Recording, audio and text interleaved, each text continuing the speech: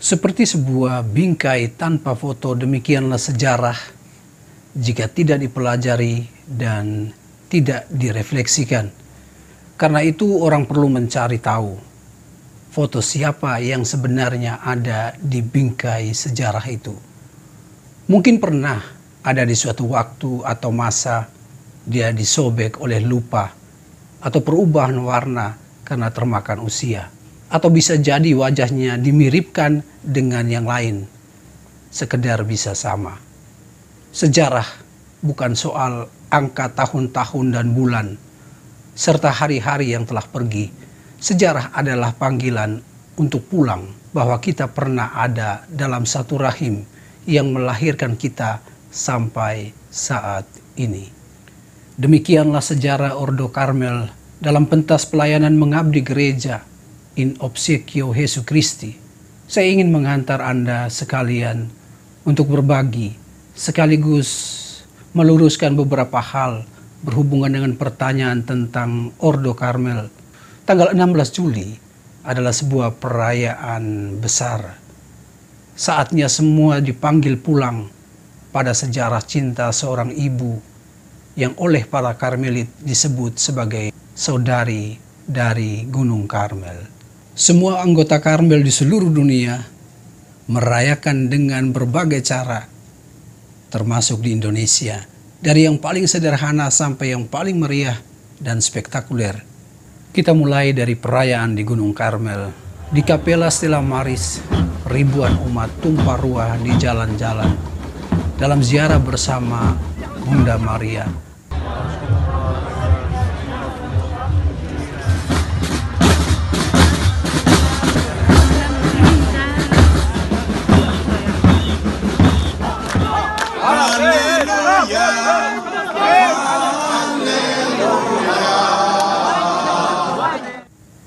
Lalu kita ke Vatikan Roma.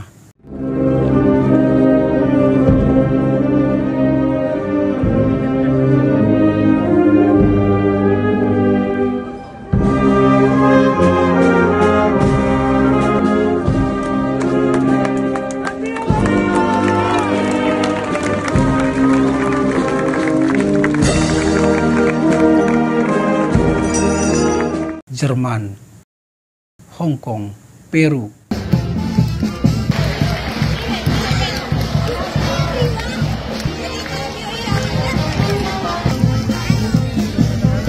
Brasil, Belanda, Jakarta, Medan, Selamat ulang tahun Ordo Karmel berkarya di Indonesia dari Agnes. Flores.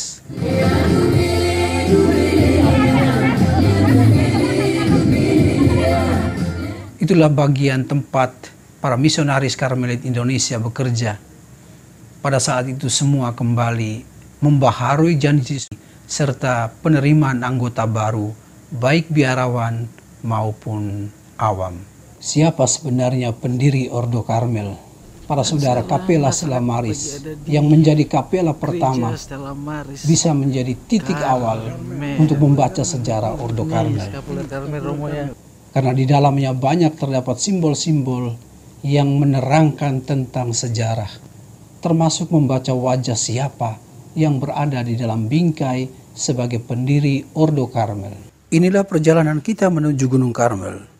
Sebelum sampai di Gunung Karmel, kita akan melewati sebuah kota bernama Haifa. Kota ini memiliki sejarah panjang yang kaya dan menjadi salah satu kota yang paling penting dalam sejarah dan budaya. Kota ini menjadi rumah bagi beragam etnis dan agama, termasuk populasi Yahudi, Arab, Kristen, Bukhari, dan lain-lain. Kota Haifa juga dikenal sebagai pusat industri dan teknologi. Universitas Teknion Israel, salah satu universitas teknologi terkemuka di dunia, terletak di Haifa. Selain itu, kota ini juga memiliki pelabuhan yang sibuk, industri kimia, perusahaan teknologi dan layanan terkait pelabuhan yang penting untuk perekonomian Israel. Kota Haifa terletak di pesisir barat Laut Israel. Letaknya sangat strategis karena berada di Teluk Haifa dan dikelilingi oleh pegunungan, termasuk rangkaian Gunung Karmel. Karmel adalah gabungan dua kata, yaitu Karm dan El. Karm artinya kebun anggur dan El artinya Tuhan, Elohim. Jarak antara Gunung Karmel dan Yerusalem sekitar 90 km atau 56 mil jika diukur dalam garis lurus. Perjalanan dari Yerusalem ke Gunung Karmel biasanya dapat memakan waktu sekitar 1,5 jam hingga 2 jam tergantung pada kondisi jalan dan lalu lintas. Ini saya sekarang berada di puncak Gunung Karmel. Ketinggian Gunung Karmel diperkirakan 550 di atas permukaan laut. Kita akan menuju Gereja Stella Maris yang merupakan gereja paling bersejarah dalam kehidupan eremitis atau pertapa Karmelit. Gereja Stella Maris juga dikenal sebagai Basilika Bunda Maria dari Gunung Karmel. Gereja ini adalah salah satu tempat suci yang paling penting bagi gereja Katolik, terutama tradisi eremitis atau pertapaan. Gereja Stella Maris dibangun di atas situs yang diyakini sebagai gua tempat Nabi Elia tinggal. Para Karmelit menerima regula yang ditulis antara tahun 1206 sampai dengan 1214 oleh Santo Albertus dari Yerusalem atau Albertus Avogadro, seorang patriark Latin Yerusalem, atas permintaan para rahib Karmelit awal yang hidup dalam spiritualitas Nabi Elia di dekat sumber air sang Nabi di Gunung Karmel. Sekarang saya ajak kita untuk melihat dari dekat Gereja Stella Maris. Pada 2 lembar pintu gerbangnya kita akan menemukan 2 tokoh inspirator para Karmelit, Elia dan Bunda Maria, yang merujuk pada simbol bintang utama yaitu Kristus. Bagian kanan adalah Nabi Elia dengan pedang apinya, mengingatkan kita pada peristiwa korban suci dan palsu antara monoteisme dan politeisme, ketika Allah yang benar menjawab doa Elia antara kebenaran politeisme dan monoteisme di tanah Israel.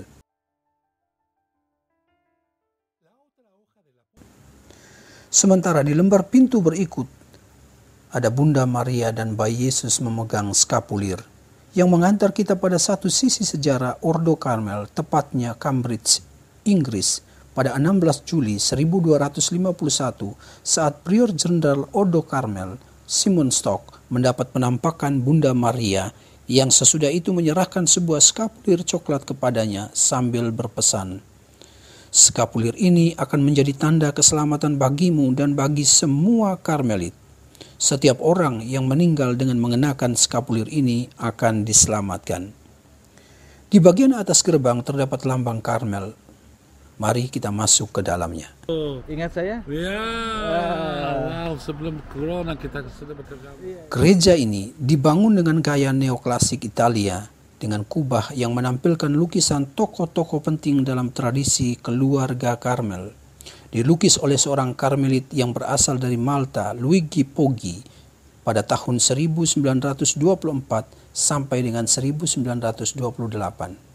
Sementara di bagian bawah altar terdapat gua tempat Nabi Elia bersembunyi, dan disinilah tempat dia berdoa dan bermati raga.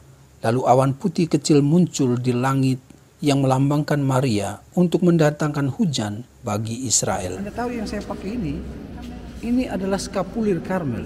Oh, sebentar Romo. Ini skapulir Karmel. Maksudnya skapulir itu apa Romo? Skapulir Karmel yang ini itu sama yang dipakai di atas, yang dipegang oleh Bunda Maria. Oh, sebentar, Nah, yang dipegang oleh Bunda Maria itu sama dengan yang ini. Oh, Ini namanya skapulir.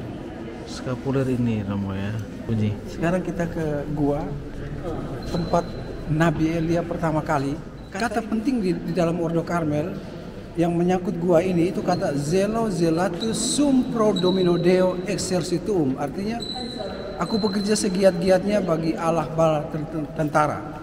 Ini sebenarnya spirit dari doa. Oh, doa.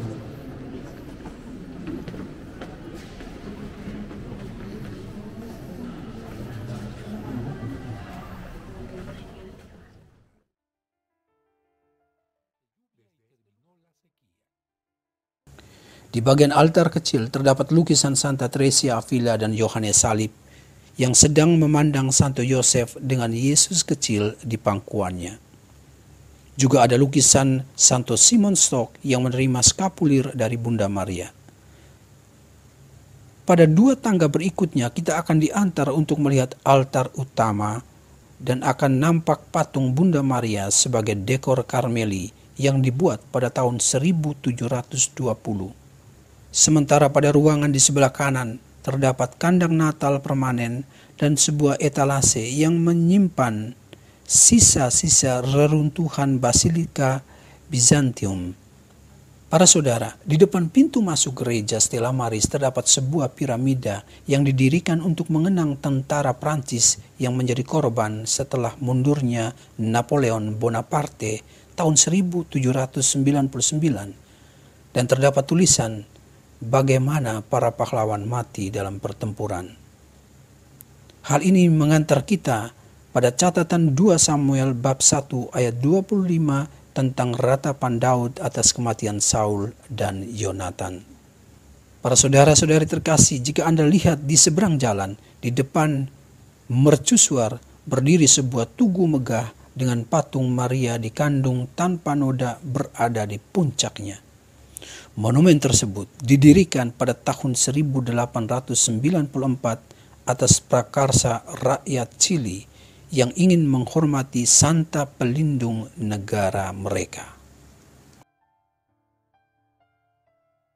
Demikianlah perjalanan kita ke Gunung Karmel dan memasuki Basilika Santa Perawan Maria dari Gunung Karmel atau Kapela Stella Maris.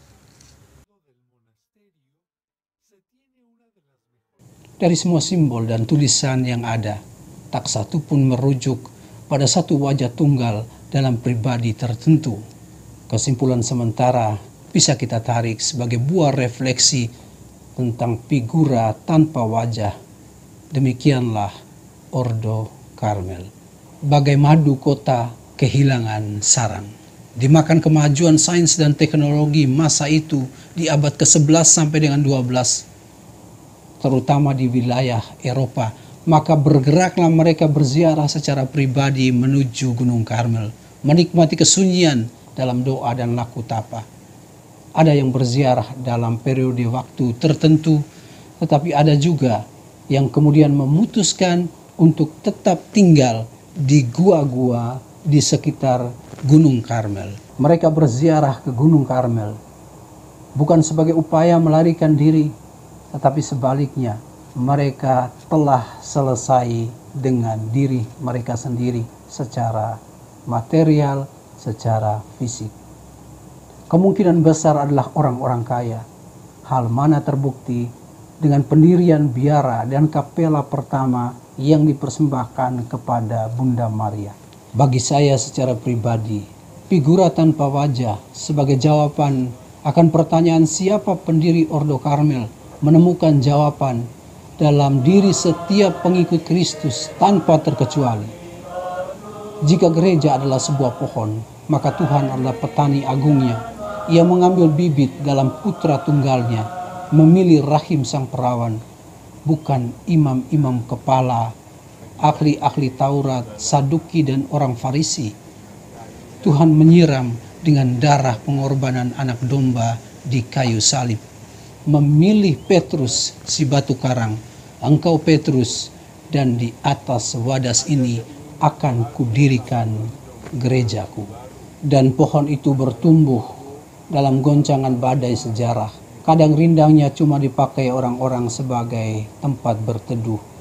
Setelah itu pergi entah kemana.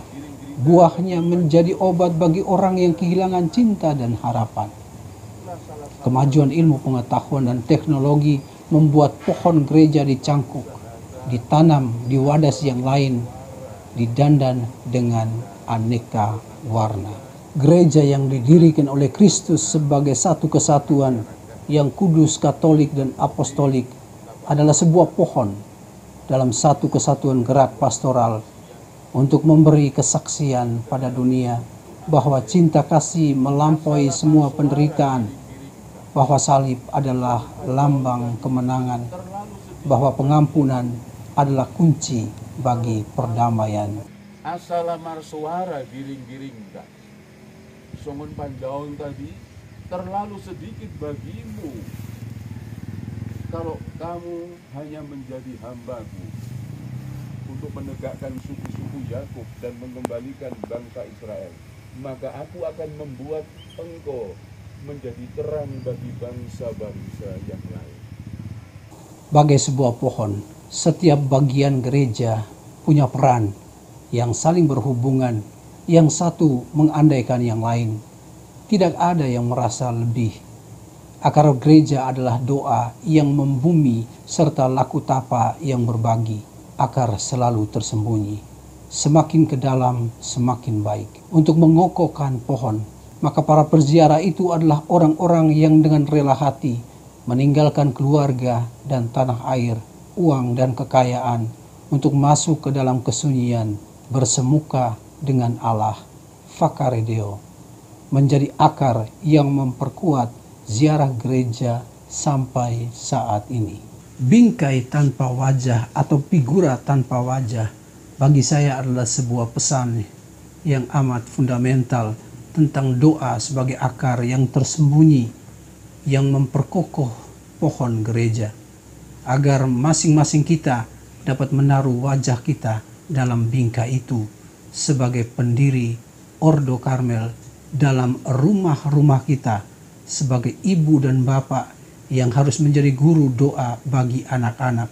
Sejarah Ordo Karmel adalah sejarah ordo yang tidak didirikan oleh seorang imam atau beberapa imam, melainkan para bapak umat Katolik yang mencintai Tuhan di dalam gereja Katolik, lalu masuk dalam kesunyian doa di Gunung Karmel. Maka masuklah dalam kesunyian Gunung Karmel rumahmu. Persembahkanlah sebuah pojok kecil sebagai tempat kalian berdoa dan mengajarkan doa buat anak-anakmu. Jangan kau tanya siapa dalam bingkai itu yang mendirikan Ordo Karmel, tetapi letakkanlah wajahmu dalam bingkai itu, karena gereja membutuhkan doa-doa dalam kesunyian batin yang paling dalam, sebagaimana Tuhan hadir dalam angin sepoi-sepoi basah dan berdiri di hadapan Elia dan bertanya, "Apa kerjamu di sini, hai Elia?" Dan Elia menjawab, "Zelo zelatus sum pro domino Deo exercituum." Aku bekerja segiat-giatnya bagi Allah bala tentara. Para saudara, salam damai dari Pusat Spiritualitas Karmel Tanjung Pinggir. Tuhan memberkati.